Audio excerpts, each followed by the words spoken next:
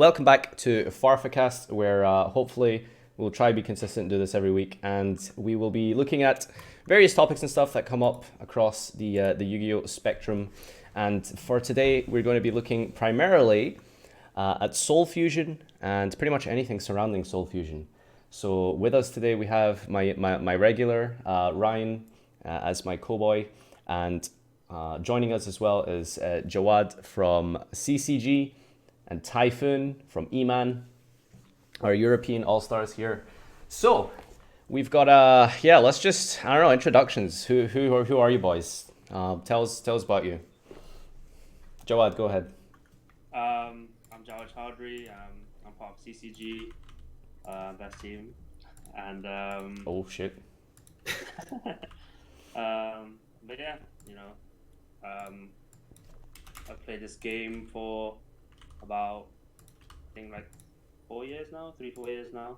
I used to play a long time ago. I took a break for like 5 years, but I recently came back a few years ago and haven't looked back, and really enjoying the game and looking forward to this season. You had a pretty good season last year, right? You started off pretty strong, at I least. started off pretty strong. I think the year before I had a better season. Topped 3-4 events, Euros, Prague, Bochum, and then Rimini as well. Beginning of last year. I haven't topped in a few months now, but hopefully can change that coming into the new season. Feeling confident. Yeah. Typhoon here. You're the German national champion.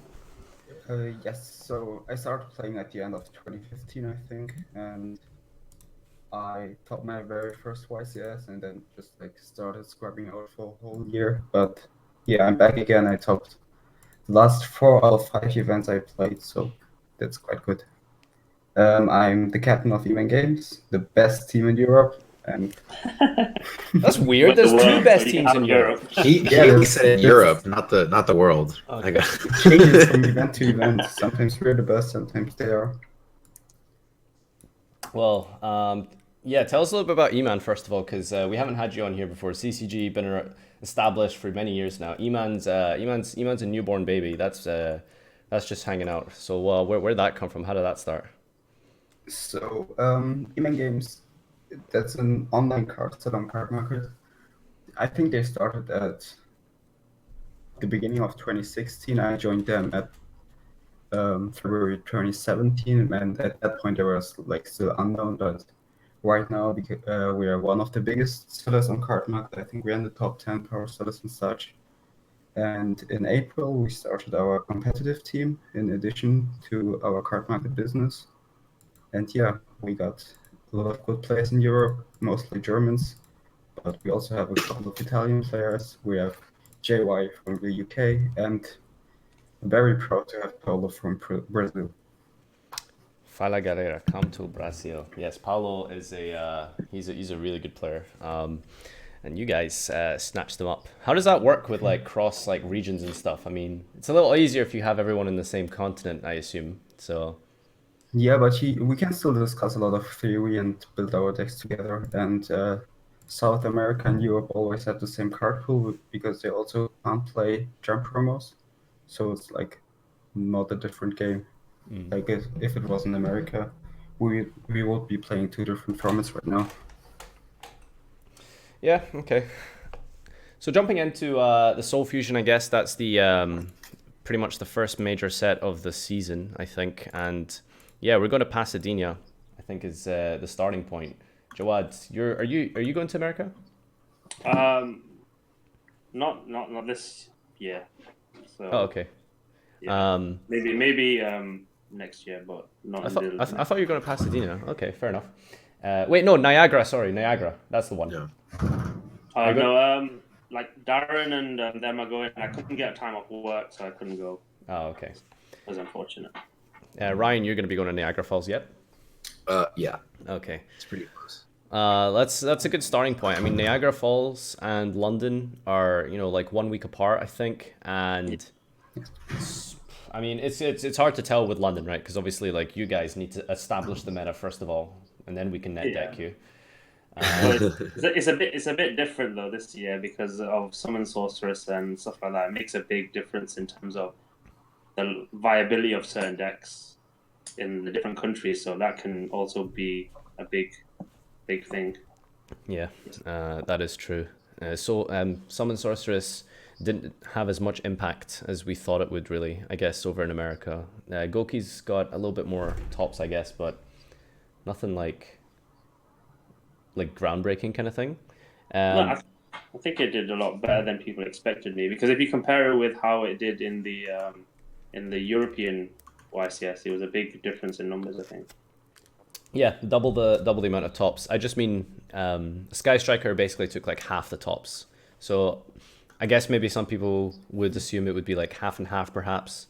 But Sky Striker were definitely the dominant. But it could just be like the earlier part of the year where everyone slept on Goki and then it just became amazing. I think they still have to figure out how to play it, because in the OCG they were playing like only 4 Gookie monsters, and in America everybody still plays 8 to 10 Gookies.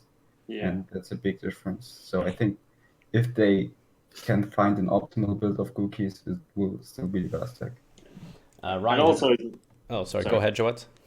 a lot of people with Gokies, like someone taught them the combo and then they did the combo, with Goblin and blah blah blah. So like no one made full videos of the new one after Goblin got banned. So people oh, Goblin's not there anymore. Maybe it's not as good and stuff like that. Yeah, that's a good point. I guess there's a whole bunch of decision trees and new branches of the combos that still haven't been, I guess, properly discovered or spread. Quite it far takes now. a genius like Jesse Cotton to solve the deck first, and then everybody will play. Ryan, have you been playing around with the Soul Fusion stuff? It's coming up pretty soon. Yeah, so I did Duel the Master at New York Comic Con this weekend. So we got a Thunder Dragon deck and a Danger deck that was provided for us. It was a pre-made deck; we couldn't change it. We just played. Oh, I thought you were gonna play the. I thought you were gonna play the. No, so we were allowed to build our own decks, but if we played the new decks, we couldn't change them. So for most of it, I decided to just play the new, because I wanted to see the new cards. Okay. We did have a crazy 60 card Burning Abyss grass deck that we also played when we got bored. But what was the other deck? I thought you said there was going to be a different deck that you were building. I couldn't get all the cards I wanted for it. It was actually really sad. Would you like to tell us what you were originally going to play? Yeah, so kind of as for fun, and it's kind of like a commentary on how people complain about Yu-Gi-Oh being pay to win. I was trying to make the most expensive deck possible that was incapable of winning. And that ended up being a 60 card max rarity Crystal Beast deck. It was 3 Ghost Rainbow Dragons, 3 Ultimate of the Pegasus and the Tiger and the Ruins. It was the whole deck, the whole 60 card deck was probably $1,200, but I couldn't finish it because I didn't have the common Crystal Beast. So in the ultimate twist of irony, I couldn't complete my $1,200 unplayable deck because I didn't have the 5-cent common Crystal Beast Cobalt Eagle. Is there really no one could have given you that? Literally no one. Wow. I asked, no one had it. It was so crazy.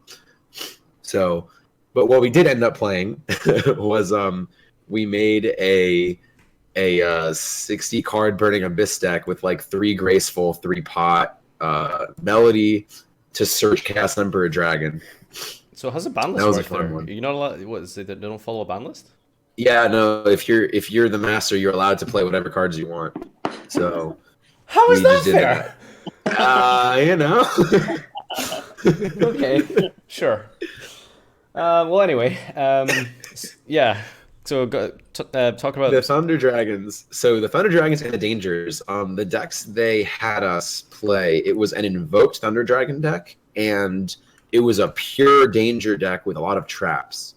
So I want to talk about the Dangers first because those are the newer cards that there were premier cards. Not even Japan has played those cards yet. So the deck they had us play, I think they also wanted to show off as many of the new cards as possible. So we also had. It played the new trap card, Trap Trick, right? It's a new trap from Soul Fusion that says banish a normal trap from your deck, and then set another copy of the same card, and it can be used that turn. So it was a pretty trap heavy deck. It had that trap. It had the Danger Zone, Graceful Charity for Dangers. Mind Crush and Wing Blast, I think, were the traps that it played because of, I guess, the vague discard synergies. So a lot of the times you would try to set up something like you would have either Wing Blast or Danger Zone, and then you'd have Trap Trick, and then you try to get whichever one you didn't have. And if you had Nessie, you would like discard Nessie first, get Bigfoot, and then you end up getting draws and then 2 interrupts because you'd be able to Wing Blast something and then pop it with Bigfoot. So I don't think it was particularly the most. Oh, it also played Lilith, the card from the structure deck that sets 3 normal traps from your deck. And what was kind of cool about that deck, or about Lilith in this deck, is you could summon Lilith, then you could summon a Danger, and then on your turn Lilith contribute the Danger, then on your opponent's turn Lilith contribute itself. So you basically had access to a lot of your traps a lot of the time. So that was it was an interesting deck. I don't think it was particularly the most competitive, but it was an interesting starting point. Who designs these decks? I'm curious. Like, who makes the predetermined one? I think it's just R&D. I don't really know specifically. It might just be Jerome McHale, to be honest. I think it sounds like I think it's just R&D makes these decks, and they're made to show off the cards as best as possible and kind of show like what you can do with them. Like, I don't think they really wanted us to play like a crazy like Gumbler combo deck, in Duel Dimension. Like, it's just a free event where people go to Comic-Con and they can play against new cards. I don't think anybody wants them to go, here, if you win, you get a turbo pack, I'll go first, and then they just Gumbler hand. That doesn't sound fun, right? So do the people who show up to play against you, are they like Yu-Gi-Oh players, or is it like beginners that get given predetermined decks or something? It's both. There actually weren't as many. So that one specifically, there were stations for different things. Like, if you've never played, they had a station where judges like taught you how to play and like gave you demo decks. But Duel of the Masters is basically just people that have their own decks and then want to play against the new decks. And then the Thunder Dragon deck was an Invoke deck, and that sounds like 2 decks that might have a lot of synergy, right? Like, the Thunder Dragons have effects when they get banished and are light and darks, and the Invoked deck banishes cards and summons good fusions. And like Thunder Dragons also revolve around fusion summoning, and like the Invoked Link supports fusion summoning like vaguely. Let me guess, you weren't impressed with it, were you? So that sounds like there's a lot of synergy between those 2 decks, but there just really isn't. Oh, because what I found to be a really big problem is neither of those decks are particularly great at managing their extra monster zone. There aren't really good Link 2s that deck could make very often that would allow you to actually play both halves of the deck at the same time. Like, if you're not summoning the Battery Man, like if you're normal summoning Alistair, he's not a Thunder. So if you're not normal summoning something, or you don't have instant fusion, you're really not making the Thunder Link 2. And half of the Thunder Dragons are dark, so you can't make the Invoked Link with half of the Thunder Dragons. So you just can't really, like, and even if you do make the Invoker of Madness, even if you do have like regular Thunder Dragon and Avion, or Hawk as it's called, Thunder Dragon Hawk, to bring back the Thunder Dragon, then you make the Invoker of Madness with Alistair and that. How are you getting another Thunder monster on the field to make Thunder Dragon Colossus? Like where, there just aren't enough ways to summon these cards to get both halves of the deck at the same time. The only way to really end with both Mechaba and the Thunder Dragon is it was like a 4-card combo. It was like Alistair, Gold Sark, instant fusion, and another Thunder Dragon that you could discard. It just seemed like there were too many moving parts, and it just seemed to work better when it only had the Thunder Dragon cards. But it sounds like drones would solve a lot of these problems. Drones, yes, it would. I think drones would, for sure. But I don't know how much like space you have, and I'm still like, I think pretty soon people are going to solve like the optimal ratios of Sky Striker cards. Like if they just want drones in a deck, So they put engage in drones. Like what other ones do you play just so your engages aren't totally dead? I think people are going to figure that out pretty soon, but really not sure. Like, I don't think Afterburners is particularly a card you want in this deck. I don't think Widow Anger is a card you really want in this deck because your main monster zones are full a lot of the time. So they're Maybe pretty dead. You really only want drones. What was that, Joanne? So maybe you could play shot cannon, but like other than that, like it needs to like increase what you can do with the deck rather than just you don't need the random defensive cards and stuff like that. Yeah. I think Eagle Booster or Jamming Wise might be the best because Eagle Booster works if you only have the Thunder Dragon fusion and if you try to Widow Anger or Impermanence that you can just protect it with Eagle Booster and have a mistake on legs that cannot be negated. Yeah.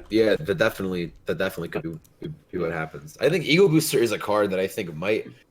That is a good point. For all the decks that don't need like the interruption, Eagle Booster could just be a card that we see pop up in more of these random decks that splash Sky Strikers. Yeah. Have you? So go ahead. And I could add to like the consistency factor and stuff like that because if you're just gonna put up like if your hand's not that great and you have just like one Thunder Dragon guy that they can't add or something, you can protect it. It can make a big difference. Mm-hmm. Have either of you two been playing around with Thunder Dragons yet? No. I haven't played the deck fully, but I've like my friend had like printed off the proxies and stuff like that, and I played against him a little bit, and I actually like the deck a lot. I think it can do a lot of silly things as well, and like the monsters aren't weak as well, so it has like can kill OTK and stuff like that. And I was playing like pure Sky Striker. I'm not the best with that deck, but he like twin twisted and then just like killed me, like so. And that happened over and over again. So I think the deck has a lot of potential. So what was your? Go ahead, Ryan. I think the deck is really cool. It actually it's interesting. I don't think it's been a while since I think a new deck has come out where like I at least have looked at it and said, okay, I don't think this is the definitive best deck, but I actually think it's viable. Like usually when new decks come out, I feel like they're either the best deck or they're just awful. And this is one that I think might actually have a good spot where if it gets optimized, people will find some crazy cards. Maybe it could be the best deck. Or even if they don't, I definitely think it's like a solid contender. Like I don't think it's bad by any means. That's a good point. Generally when we get new archetypes, they are either like, instantly meta or just complete trash. I think it's like Altergeist. It's like kind of there, but not really. Yeah, that's definitely. Yeah, I think those two decks kind of occupy the same space, right? Like they're not Sky Striker, so they're not just having the like crazy card advantage, and they're not Goki, like or heroes, like they're not Gumblering you, and they're not the Draco deck. They're not just playing 80 floodgates and hoping it works. They kind of are playing an engine that provides some disruption or some stopping power like by themselves. They don't rely necessarily on as many of the outside things. Joad, what you mentioned when you played against them, what deck did you run when you were playing against it? Was it just like pure? I was playing pure Sky Striker. Okay. So based off of your playing, like what was like, I mean, I guess like Mistake like hurts that more than any other current meta deck probably. But what were some of like, so I mean, if you can imagine, it's like if like because some of the combos, so like because I think one of them the Thunderbolt guy. So if you use any Thunder Dragon effect in your hand, you can just tribute any Thunder monster to make the Thunderbolt guy, right? So if your hand's pretty good, you're like banishing cards and like adding other stuff, and then you can maybe put up 2 Thunderbolts, or you can have the guy that can pop anything without targeting, and it's like to try and get rid of them all the time. Like you can banish from the grave to protect them and stuff like that. So if you're under that mistake and you can't add the cards you need, it can be really hard. And then going second, if you play cards like Twin Twisters and stuff like that, so if you get rid of any protection that the Sky Striker deck had in that moment, and then you basically have like you could play through lots of interruptions and you can get like 3 Thunderbolts out or the big guy, and that's like more than 8k or whatever, so you can do like a lot of big things with the deck, I think. What were some of the problems that you identified? With the Thunder Dragon deck, Yeah.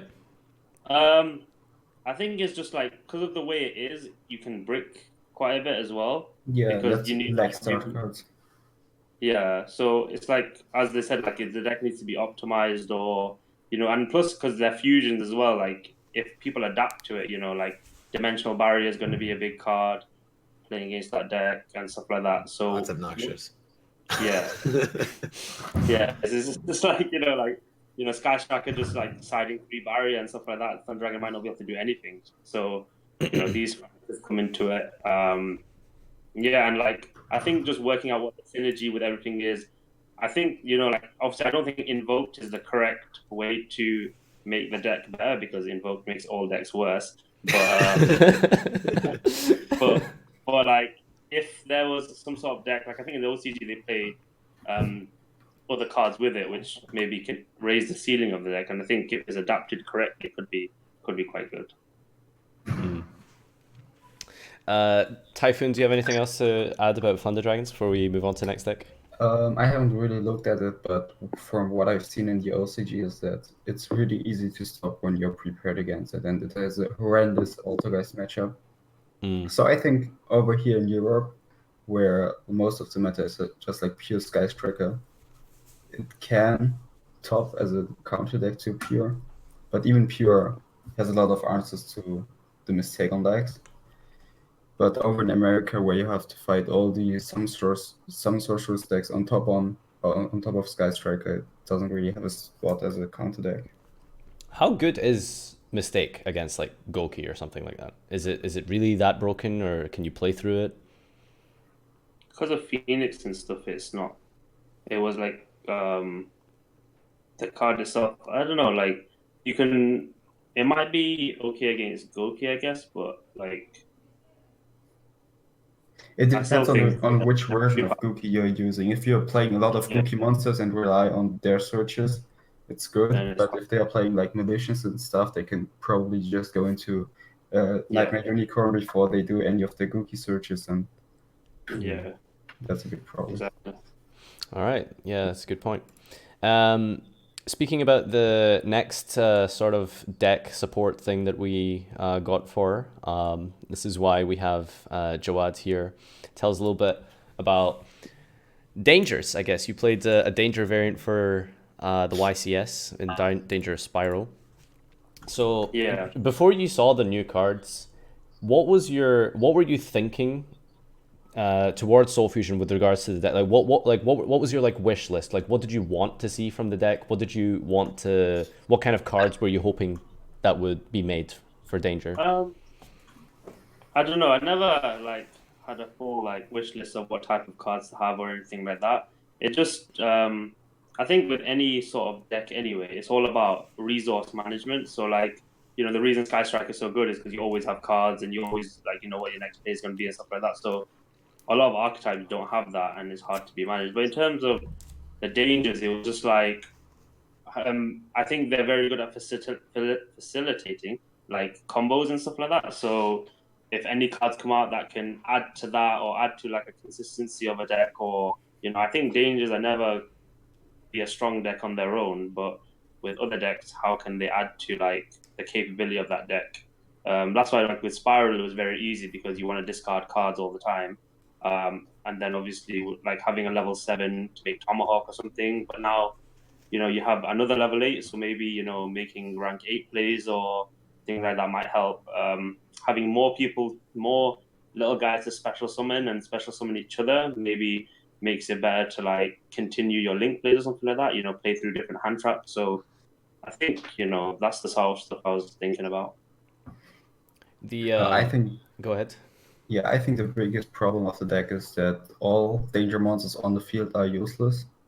They don't have any effects, and there's like no link monster that you can summon with 2 dangers that just facilitates an FTK or something like that. That's what other decks have. They have their own Electromite, and I think we would need a link 2 or maybe a link 3 danger that gets the advantage right now. But there's one thing we do have, that's the PK link. I think it's really strong because it needs any dark monster, and the dangers all dark. Yeah, they have quite a lot of synergy with PKs because of the discarding and grave effect, and Yeah. that's a link monster that's it's useful for dangers. The first kind of problem Because that I kind of saw like with the new support and stuff is like, I mean, yeah, they all have that first important effect, reveal, special, draw, which is obviously really good for putting guys on the field. But I feel like the deck is like almost like paradoxical in the way that Sky Striker works, where like half the Sky Striker cards say like do something when you go second, but you always go first with the deck regardless. But there isn't like a first turn play you can do with dangers other than like the Tomahawk that you mentioned. Do you think that's like a viable way to like take the deck, like just basically just have a Tomahawk turbo deck? I don't think so, because like they'll just impermanence the Tomahawk and then you don't do anything. Yeah. I think like it's Or can you go second it's and like just use all these Bigfoots and Thunderbirds to pop cards and yeah, but that's like playing like 10 like loads of garnets and trying to attack the game or something. mm, So like I think like Typhon said with the like PK links or something like that, you know, if there could be synergy with like BA and PKs or something like that, like how can you manage that extra deck? Because I think every single deck that has ever been strong now has a strong link to or something like that, like that allows you to do plays that you know like facilitate combos or anything like that. And if the PK link could be something like that, or you know, or like it could somehow synergize with that sort of deck, or you know, link again maybe with Spiral again because you have more discarding if you can like adapt that deck or something. Um, they're the sort of things that you'd probably look for first in terms of you know how you'll make the deck viable. Because I don't think a pure danger deck will ever be good. But like, let's say going second Spiral could be better with like you know big foots and stuff because then you can kill them even quicker or something like that. But you know, they're things that you know you can look into and stuff like that. Ryan, what was your like first thoughts when you saw the new danger cards? Um, so I think dangers. I think Jawada's right. I think they are like. I think actually what both of you have said are right, or that like they're just kind of like missing something. They are kind of like missing like a link to like some useful effect they can have on the field. And that was actually what we all said when we were playing it. Is I think I played Thunder Dragons the first day, and then when we switched, Nick Ma played the Dangers. And when he was done, he said, "I think if these just had a link to that did something, this would actually be a really good deck." Like that was his verbatim. He's like, if they just had a link to that like facilitated something, because that's actually I think this is kind of what we've seen ever since Links first came out. Is like Spiral was the best deck because Spiral Double Helix was the first Link monster, like the first easy to summon Link monster that just did a lot. And then since Helix, every deck that's come out has had their like staple Link 2 that does a lot for them. We had Electrum, then we had Isolde. It wasn't used in Noble Knight specifically, but it was used in Goki, right? Like that just when you make this Link 2, it just does a lot for you. That like I don't know, like and as Taven said, yeah, the PK link is pretty good, but it's a Link 3 and you can't link with it, so it kind of stays on the field. So you have to find some other way to remove it from the field if you want to keep going and do all the full combos. Like they're just kind of in an awkward spot where I'm not sure where their design is going, like what the end game is and where they're going to end up. But I think it's cool as an engine, but as a pure deck, I don't think it quite works yet. Yeah. The lack of a general win con and boss monster is, I guess, probably like the biggest issue with it right now. But still another set or two of support, so perhaps they'll go and give us something. So there. one thing that was really, really cool in the decks they made for us that I'm sure if people have played Danger a lot, they might have thought of it, or they thought of it when they saw the new level 3 Danger. But the problem with the deck was it would usually run out of cards, which sounds weird because you have monsters that discard a card, summon themselves, and then draw a card, and then monsters that get effects when they're discarded. But the effects when they get discarded don't actually provide card advantage, like most of the time, other than Nessie. Jackalope like provides card advantage, and Chupacabra provides card advantage, like air quotes, like provides advantage. But when they're on the field, as we said previously, they don't do anything, right? They're just God. They're just bodies that don't have any real synergy with much of anything. So you run out of cards really, really, really quickly. So a card that they put in this deck was Recurring Nightmare. And that says add 2 darks with 0 defense from your graveyard to your hand. So you can add back Bigfoot, you can add back the new level 3, you can add back Lilith, and you can add back Ibli. Which adding back Ibli sounds like, well, I don't want to add a Garnet back, but after turn 1, normal summoning Ibli actually brings back link monsters and kind of facilitates big link plays. That was kind of the main win condition of the deck that they made for us, was the double mermaid Ibli, was the double mermaid Ibli combo. Right. Where if you have 2 monsters, you make a Phoenix, you make mermaid, get Ibli, and you make that into another mermaid, make Akashic, bounce the Ibli back, summon it, bring back Phoenix, and then make Boral Sword. So if you just have the Boral Sword plus any other monster, you attack with that monster, Boral Sword puts it to defense mode, then you attack twice with Boral Sword, and that's usually 8,000. So having a recurring Nightmare to add back Ibli, to add back Bigfoot, to add back Tsuchinoko, just all those cards that card is actually a +1 that can actually help you keep going and can actually help you keep grinding. That might see play in the deck to come. Not sure how it'll shape up, but it just seems reasonable. Yeah. All right. Well, that's pretty much Danger. Let's talk a little bit about the imports before we move to another deck there.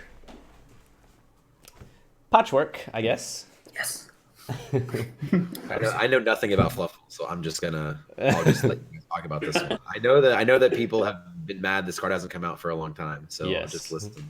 Have you guys ever tried Fluffles or know much? Yes, I have a Fluffle mat on my desk at home.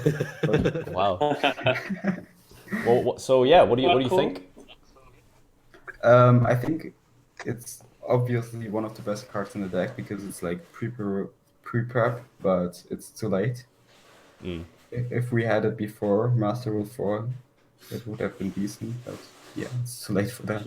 What's the issues with Fluffle exactly? Is it being able to just put it, because obviously you need to put out multiple fusions, right? So you don't have a consistent way to put multiple fusions out because of Master Rule 4. Is that the issue with the deck, or? There are quite a few ways to get Mrs. Radiant before you do all your plays, and one of the fusion monsters special sounds like a fusion from the grave, so you can just keep spamming that. But it doesn't have any disruption in the engine, so you have to go second. And if you can't kill them, you don't have any backup plan. Right. But the deck does do 20,000 damage. So is it really that hard to play through disruption and stuff? I think the deck has with the pre-prep and stuff now. Is it viable at all? Is there any hope at all, do you think? At locals, yeah. Promising, yes. Promising. Okay. Was there any other imports that were noteworthy? The DDD. So yes. I also do not know anything about DDD, but I remember the 2 cards people always post about on every Facebook group is Fluffle or Fight for Patchwork, whichever one the one that we got is, and the DDD the level 8 Fusion King.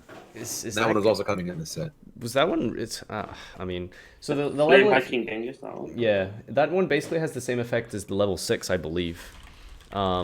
But the issue is with DDD, it's kind of like the Master Rule 4 problem. It's you can only really you can bring a guy back from the graveyard, but in order to make more big boss monsters, like their synchros, like the Rixis, not really the Rixis, but yeah, like the synchro, you need more extra monster zones, which the deck doesn't really have a way of putting out. I mean, I guess only if an archetype gets a link monster that's strong will it be strong enough to compete fully. I think. Yeah, definitely. Yeah, I think the only thing we saw of DDDs after Master Rule 4 was Triss Pendulum deck. Yeah, exactly. Was there any other imports you guys wanted? Are you guys waiting for Needle Fiber or what's the other one? Cherubini, of course. Do you what's going on there? Why do you think Konami just aren't giving us We talked about Cherubini last week, but What about Needle Fiber then? What's the issue? What are they holding out for? Because I think they just don't want Needle Fiber and Summon Sorcerers to be legal at the same time. Oh, really? Do you think so? That makes sense actually with the OCG ban list. Yeah, I really think their Summon Sorcerers is coming out as a promo in Europe way faster than I thought it would, which kind of makes me think they're expediting the timeline and they're going to this is all just speculation just based on how I'm seeing things happen is I feel they're gonna follow what Japan did. like Japan banning summon sources, I was not expecting. They've had a really bad track record of hitting jump promos because they usually like, from what I understand, the company that makes that releases the actual Shonen Jump promos, and the reason they're not legal in every territory is because they're actually like a separate company, and it's like not done directly through Konami. Konami has some say in what happens, but not completely, from what I understand. So usually they're like asked not to ban the jump promo cards. And that's why in Japan, Shockmaster was around for like 2 years longer than it was here. Because of like that sort of like, please don't ban our jump card. Like it's very popular. It helps us sell shonen, whatever. So them banning summon sorcerers as quickly as they did in Japan was pretty shocking to me. So I feel like since they're releasing it in Europe so quickly, I feel like they're going to let summon sorcerers do its thing through like the off season, right? Like in December, like, well, it'll be legal for Milan, right? Yeah, I think. So Milan will be, and they're also that Neospatian card. So Milan will be a lawless wasteland, and then after that, right?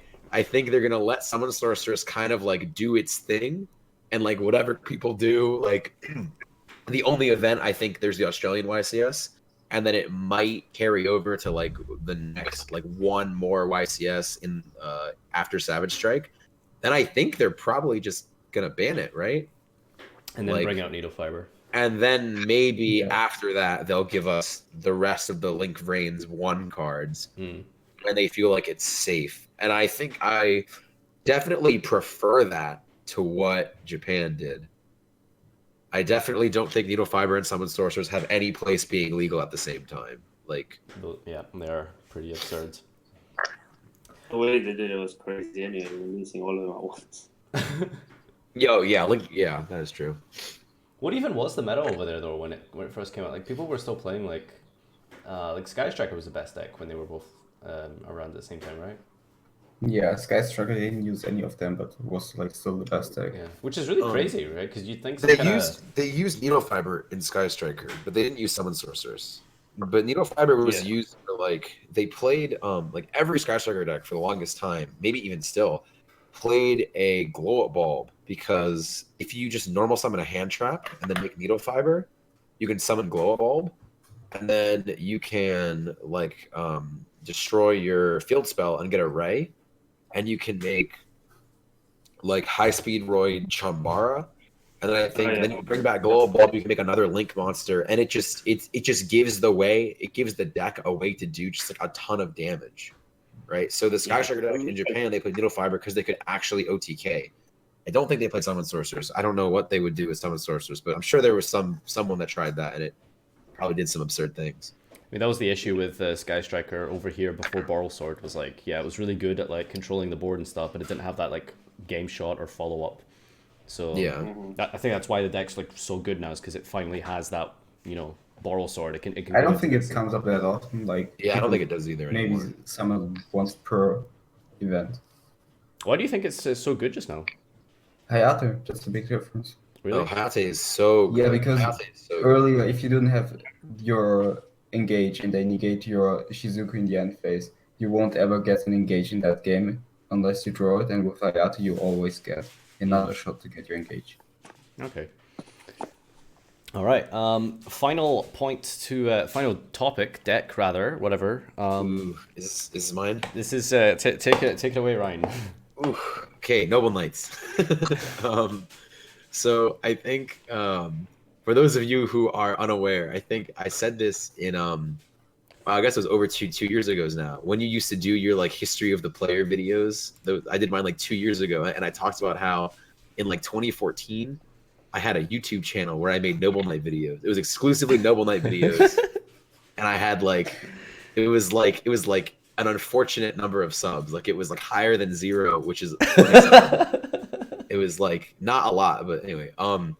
And I just made a new Noble Knight every time a new set came out. Every time I made a new deck. And if you saw the Zodiac Duelist charity stream last month, I believe it was. When I played Bowden in the 2014 format match, I played a Curry Bandit Chaos Noble Knight deck that I made that was on that channel in 2014. Yep. So when the new Noble Knight cards came out in Cybernetic Horizon, I was really excited when I heard it, not because I thought they'd be competitive, but I was really happy. I was just like, oh, these would be cool. Like, I haven't played this deck in a long time. I really hope they're at least like interesting and we'll keep it competitive. Yeah. Were you happy with them? Because like not competitive. I hoped I could at least play them at my locals. So like the issue I saw with Noble Knights was like they didn't have like that starter, right? I mean, it was like the issue I found with Noble Knights was a very long list of things. Yeah, okay, right. Probably won't fit in the end. Sure.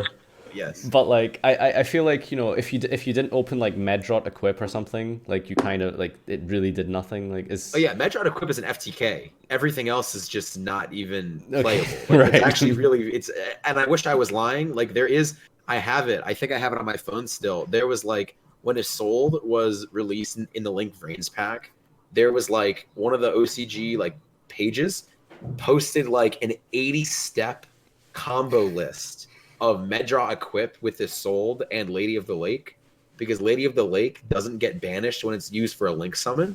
So you could Needle Fiber out Lady of the Lake and just keep bringing it back, and literally there was just a Noble Knight FTK. Nice.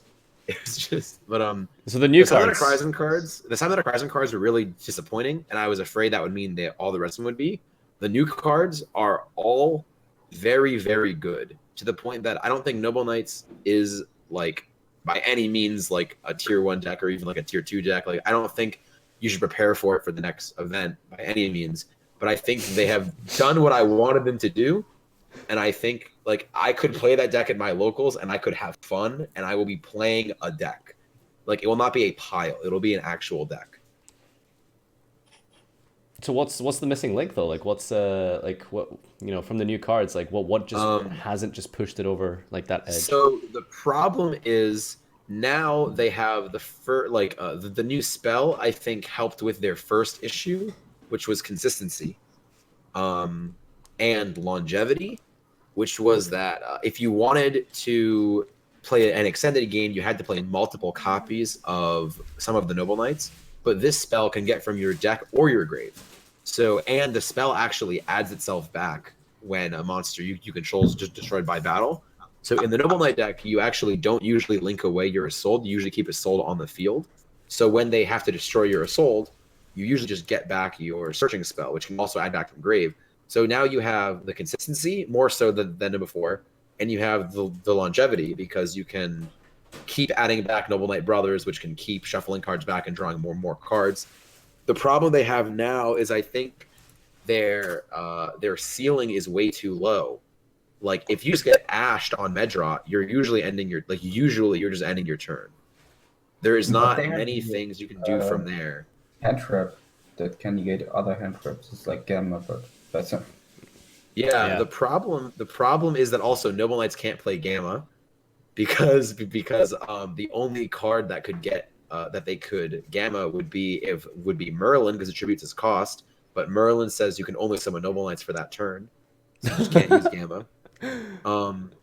So yeah, what did you think of the new hand trap? Like, do you think that helps that issue of? Oh yeah. That new card is actually really cool. Morgan. It reminds me a lot of the Subterror Fiendus, which I think that was what they were going for, right? Yeah. But yeah. It is a pretty cool card. It definitely helps the issue I was saying where like you just get ashed, but that it's like not all it does. It does a lot, but that card is not searchable, unfortunately, because it does not have Noble Knight in its name. So you can't search with the new spell card? No, you can't, because it doesn't have Noble Knight in its name. It's Morgan, the Enchantress of Avalon. Shit. Oh. Yeah, which is if it was searchable, I think this deck would actually be way, way, way better, because you could search it, like if it was a warrior and you could search it off of Isolde, that would actually be kind of insane, because you would just do all your Noble Knight stuff, and then at the end you have a hand trap for your next turn that was searchable. Like if they made that card a warrior, or they made it a Noble Knight card, it would have or a Noble Arms card, it would have probably been a competitive deck. Really, really good. Yeah, that card is really, really good. But the fact that you have to hard draw that, I have some hope. I don't actually know if there are going to be more Noble Knights in Savage Strike. They might have actually said it already. Like in the Savage Strike synopsis, there might already be some information about that. But it is the same type of attribute as Merlin. They're both level 3 Dark Spellcasters, and it has Avalon in its name, and there's already a card with Avalon in its name. So I have some hope. Maybe there will be a Noble Knight card later that will either interact with level 3 Dark Spellcasters or Avalon cards. So if either of those two things happen, then I think this card is one to look for, is one to look out for. It's pretty good. To kind of round Perhaps out in the 2 Noble Knight years, I cards. guess. Yeah, maybe in like 5 more years in 2021 to 2023 when they make the third wave of Noble Knights. Maybe they'll figure that out. But Yeah. I think the trap is really cool. It actually is one of my favorite artworks of like a lot of cards, only because I like Noble Knights so much. If I didn't like Noble Knights, it like artistically speaking, it like actually isn't that good. But it just because it has the artworks of all the other cards, I think it looks cool.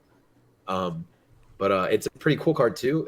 That gives you some longevity and some recovery, as I think was another thing that the deck was missing. If you just use Boars, you can just send that card, and then on your opponent's turn, you banish it, summon a Noble Knight, and then on your turn, banish it, summon another Noble Knight, and then you're just fine. The monster that makes a token, I'm not entirely sure how that's going to fit into the deck. It just seems like another starter card, which is cool. All in all, I think the worst of the 4 cards in this set are better than the best card of the last set. So I think they did a good job on the Soul Fusion Noble Knights in general. I don't think it's going to be a super great deck, but I'm going to have fun probably. This one I will actually play it at locals because I think it was like I will enjoy that. I would not have enjoyed the old cards. They were really bad, like really, really bad. Nice. All right, so for the final part before we go into Q&A from the chat, if anyone in the chat here wants to like just ask anything at all to these guys related to Soul Fusion, just tag me and ask away.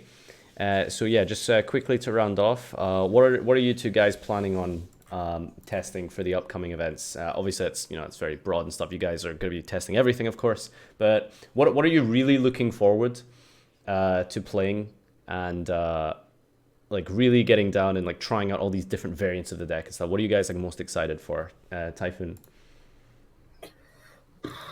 I don't know. I'm not playing that much right now because I don't have locals or anything here, and I think I'll just keep playing Sky Striker and trying to find a way to beat the mirror match because I think that's like still the meta in London. Maybe I'll go back to Altergeist and stuff like that. But I don't think the new stuff is changing that much. I think for the most part, YCS London will be the same metagame as it was in YCS Utrecht. Yeah. Jawad, what about you? Yeah, similar. Like, maybe see what the interactions could be with the danger stuff. But I think, like, I went into Utrecht with the mentality of like enjoying or something because, like, the game was a bit stale. It's been a bit stale. But I think Sky Striker, as Stephen said, is probably going to be the deck to beat again. But I really, think the Thunder Dragons might have a lot of potential, so I'll probably want to test that quite a bit just to see what it could do and what it's capable of and stuff. And so I think it could be a viable option. But yeah, and then also, you have, as you said, Altergeist and all those decks. But I don't think they're stronger than pure Sky Striker. So, but as he said again, is the mirror match is always the one that's been the problem. So if you can figure that out, then that's probably the deck to play. All right. Okay, so we've got tons of questions here, so let's try to get through them as quickly as possible. But yes, one big card that I actually forgot to include here was the new Dino Wrestler Prankratrops. Do you guys know this? Yes. Yeah. So all right. good. So that's a really good card. Yeah. What's your initial thoughts, Typhoon? It's like Cyber Dragon and Archfiend Eccentric got right in one card because going second, you just summon it, beat over anything like Candina, any Altergeist card, and then main phase 2, you can pop a back row, and if they don't have anything, you just leave it there and pop something in their turn. It's like so good. It beats every trap deck. Ryan, what did you think? I am a huge fan of this card. I think anyone that has talked to me extensively about Yu-Gi-Oh! Theory knows that my least favorite parts of the game are largely uninteractable floodgates. Like without like I don't like Rivalry Goes Ahead, Mistake, Emptiness, Imperial Order, like those. I just find playing against those cards, even playing with those cards, to be generally frustrating. Like they're just not fun, you know. I think this is a card that is very strong. I think it is, as Ivan said, it is. I think like a modern revamp of Arch Phoenix Centric. It plus more. You know, I don't think there's anything I can really add to what he said. It's just really great. I think maybe the only thing added, I believe it is also just since it's a quick effect, when you summon it and then you attack and you try to attack over their Candina or over their like Marionetta or whatever it is, if they have a response, right, it's still safe. Even if you attack and then they like shotgun a trap and then summon like a faker or something to try to like bounce. Well, I guess bouncing it wouldn't work, but to try to just do anything to it, it's just a quick effect. Tributing it is like if you summon and they have like a bottomless or they have a torrential, right? You just tribute it and then kill their floodgate. Like it's just so good. It's just a great standalone card. It doesn't take up a lot of room in your side. It's just so versatile. It can go in against so many things. I think it's just an all-around great card. I'm very shocked it's a common.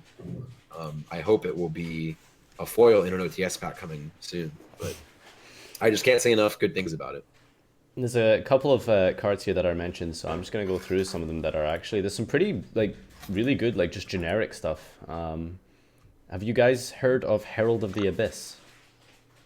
No, Yes. I don't. Yes. No. You have, Ryan? Yes, I have. Okay, so I'm going to read this out to you guys and just tell me, like, what you think, right? So, Herald of the Abyss is a normal spell card. It's in Soul Fusion, of course. So, normal spell card, pay 1500 life, and then you can declare a type and an attribute. That's the cost. Make your opponent send one monster they control with that type and attribute that you just declared to the grave, and they cannot activate the effects of monsters with the same original name as the sent monster for the rest of this turn. You can only use this once per turn.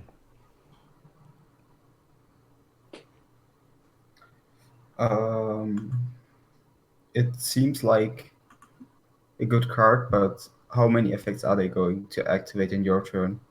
So the reason you play this is to out the extra link. Do you see it? Do you see the synergy there? So I think there's not really a place in the, so it says they can't activate the effect, right? It doesn't negate the continuous effects already on the field. Mm-hmm. Is that right? Okay, Yeah. so I don't think there's necessarily a place it's not really a great card like right this second necessarily, but I think it's such a generic effect that like because it makes them send, it can even get rid of cards that are unaffected by card effects. So if we ever see another deck, like it's kind of like a kaiju, right? Maybe a little better, maybe a little worse. I think it fills the same role that kaijus do. So I think the next time that we would see kaijus being boarded in, I think it's definitely possible we see this card instead. Yeah, but it only works against cards that just sit there and don't do anything. If they have like a quick effect or if they have negation, they can that is true. still activate that. And kaijus don't care about anything. Yeah. There's actually a very similar spell card to that, which is wait, is it generic? But against something that has a grave effect, I think this one is better. I think yeah, that was something I hadn't actually considered. You're right. If there's like against like a Beatrice, like you'd rather kaiju it against like I can't think of it on top of my head, but Dante. if there's another against like a Dante, against something along those lines, when you make them send that, then it doesn't add anything back, right? Like as I said, I don't think there's anything in the metagame right now I can think of that would be particularly great, but I can definitely imagine them making that's just like a big guy. There could be some deck coming out soon that just summons like a big guy and then just says, if this card leaves the field from your opponent's card, do this, right? And like have some effect, then I guess this card would be better than a kaiju against it, but I can't think of anything right now that is particularly good again. Like maybe if the deck would summon 3 cards like Trident in one turn, and take one away and they can't use the other 2 as well. That would be really great. But Hopefully that deck doesn't exist ever. There's a new card as well in this set, Token Collector. Have you guys read that? Yeah, that's the promo, sneak promo, right? Yeah. Mhm. So if your opponent summons any token, you can special it from the hand and kill all tokens on the field, and then they can't summon any tokens as long as it face up, right? Yeah, you can also summon from grave too, which Yeah, is if a which is token kind is of special cool. summon, I think you can it would special. have been great against Trickster Sky Striker Mhm. because I think it's also bigger than Candina. So if they flip Scapegoat in the end phase, you special summon that, and next turn they can't summon any drones tokens. Yeah, I actually think it. Yeah, I think it at least has more defense than Candida. It might be 2000 Yeah, 2000 defense. defense. 0 attack, 2000. Yeah, that was it. All Does it right. gain attack or anything? Oh, it gains 400 for 400. each token it destroys. Okay, so that's still pretty good. Be like 16 off of the Scapegoat, which isn't super big, but yeah, I think that it is. threshold It of is beating interesting that they semied Scapegoat and limited drones and then printed this card because it would have maybe been interesting to see how this card could have like naturally curbed the power of those cards, but it's probably still safer just to hit those cards before this I card. think in one of the Word of the King OCG metagame reports, I saw that they cited this card against the needle fiber decks because they summon a bunch of tokens for their combos. Yeah, the like needle they use fiber. Dandelion and Mhm. the Mecha Phantom Beast, and if you just summon Token Collector on the first token, they just stop their turn. Wow, that's pretty cool. Yeah, some nice niche side choices there. I guess would be viable with that. There's also another archetype. I completely forgot about this. I actually tried it for a little bit. FarfaYGO. Have you guys? I have no idea what any of those cards do. Sadly. What deck? What cards? Or Fagles. Or FarfaYGO, or Orcrust They look or something. like, It's the TCG name. Yeah, I think the TCG name is Orcus. Or crusted bubble or some shit. I don't know. No, Yeah. They have a secret rare. They have a secret rare in this set, so I don't know if that means anything. I think it's okay. Like you can put up some kind of disruption.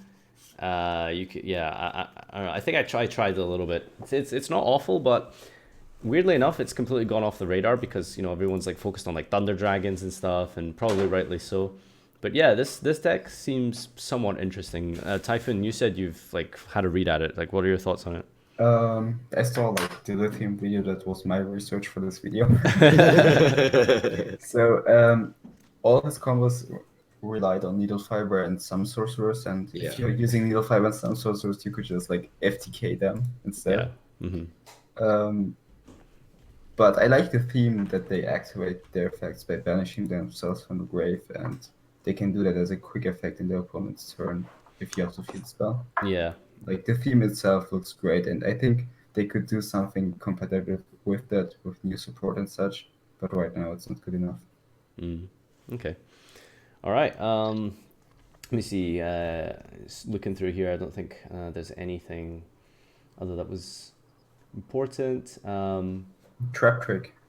Yes, we talked a little bit about that at the start, I guess. Ryan did mention it. In the danger deck. Yeah. So as a general card, yeah, what are your thoughts on Trap Trick? Joad, have you like had a look at that? Joad? Sorry, I didn't hear you. Have you had a look at the card Trap Trick at all? Not particularly. Oh, okay. I think it says trap in it, so. Yeah, I think when I was talking about it earlier in the danger deck, I was like kind of scanning chat, and somebody said like you can get barrier off of it. Got so obnoxious. Why? Like why?